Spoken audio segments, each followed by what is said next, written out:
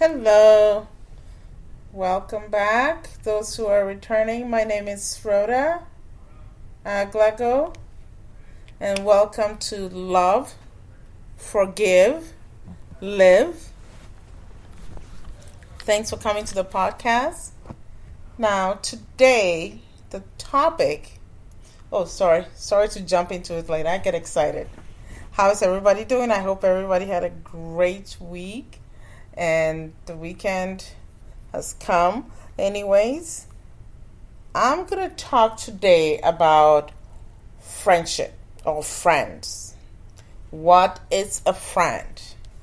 I have this inkling to discuss that because it's been coming up from left and right lately, and I thought, this has become a topic where it's been in my face constantly.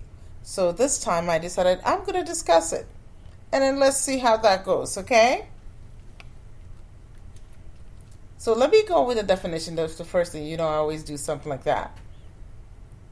The definition for a friend, okay, is this. A friend is a person you know and whom one has a bond of mutual affections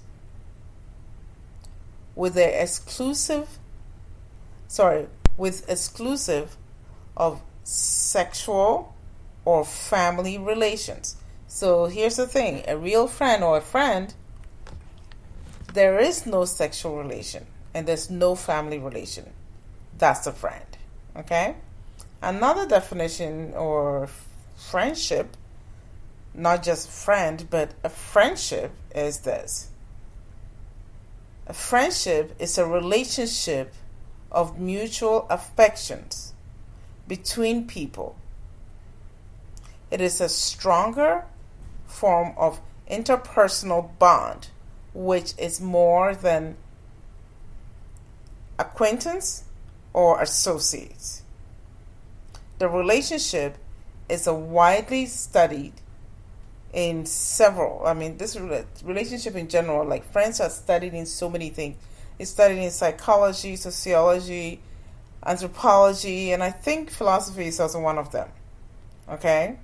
And it's very important because it's part of us. We are human after all, and humans having a human experience, souls having a human experience, we've got to study that and then learn more about it and find out what makes friendships work and what doesn't make it work. Okay? Now, so far, from what I know, okay, what I have learned thus far from friendship is this. A friend is someone you know that understands you, that is not someone who is always going to,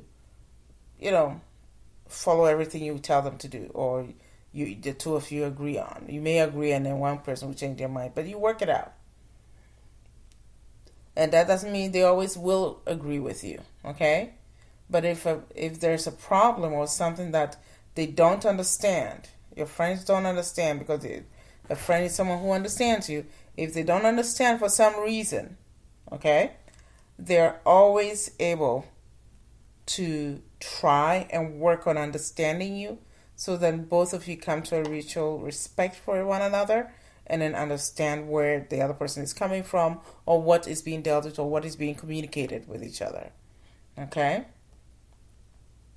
They can also do things like allowing you to get through what you're trying to get through. It could be an information, an emotion, or something. Okay? Now we'll be back in a minute. You just gotta pay some bills. It's a word from our sponsor. Okay, so I'm back. Anyways, so it's very important to recognize what a friendship is. The understanding of one another is the goal. Okay? There will also be a disagreement. And that's fine. When you have disagreement, It's okay. Actually, that's the best way to test your friendship. You recognize that you're always open to one another and learning more than enough with one another. Okay? And that is what makes friends, the bond gets stronger. When you have the difficulties or conflicts or situations where you're not happy with each other or you get mad at each other, you work it out. It's how you work it out that makes the bond stronger. It makes it more solid. And that's what keeps the friendship lasting longer. I mean, a lifetime, because you keep coming back to one another. Another type of situation about friendship is this. From what I have learned or what my daddy taught me is this. A friend is someone that you can always have its agreements and make it up with. If you have had a friend where you've had a disagreement or something that you're not agreeing on or you're mad about something about each other, it's okay. But what determines your friendship is how you two make up. If you are not able to make up with your friend after that blowout or that ugly scene or meanness, and you're not able to get back to your friendship to where you were before the relationship broke up, here's the thing. That means your relationship or the friendship you had with that person never existed. It wasn't real. Chances are that person just came as a lesson for you, to teach you a lesson. And believe me, I'll talk about that another time, where you recognize or how to learn what is a friend for the duration of your lifetime, or for the moment that you're supposed to be having that friend because they're seasonal or they're teachers. We will discuss that another time. But today I'm just talking about the basics of a friendship.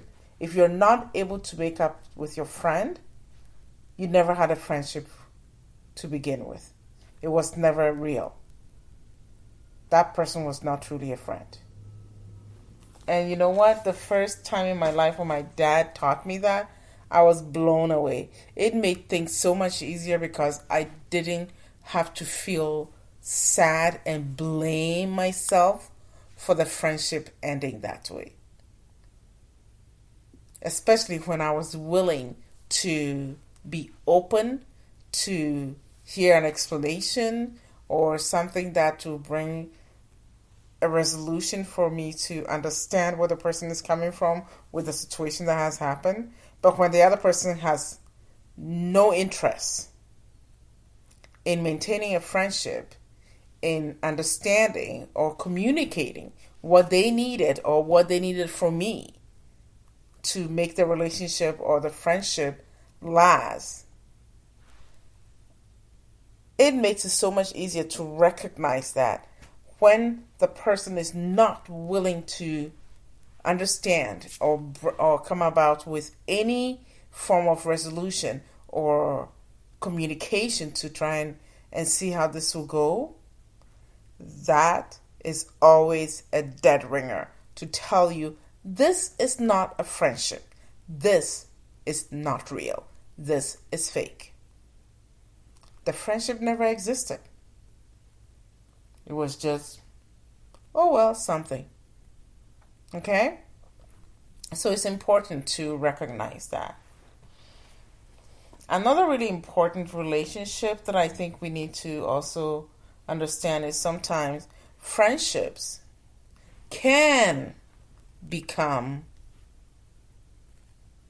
sexually related, where I'm talking about dating someone or a fiancé relationship or marital relationship.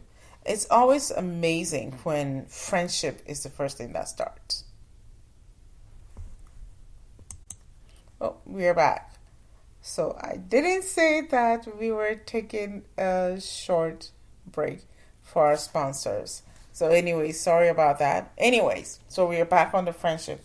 It is very important that we recognize that relationships where we have a significant other, we have some type of a sexual relationship or dating couples, it's always important to understand how you can start that where it will be safe with a friendship.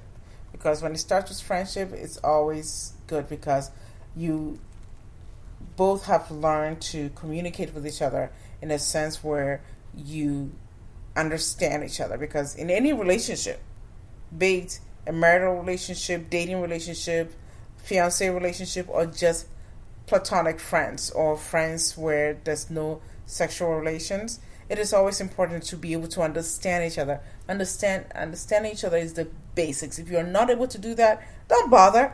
Really not bother. That is just a no. It's just something that never really works with people. Okay, so it's very important. I think when we talk about relationship with a significant other, it's always important to recognize after you build a friendship with each other, it's important to recognize who is coming to the table, who is walking into the relationship with the other person.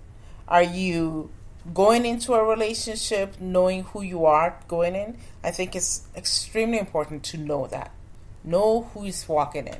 And I've got a few steps of what to do on your own before you decide to walk into a relationship with someone. 1. Am I dateable?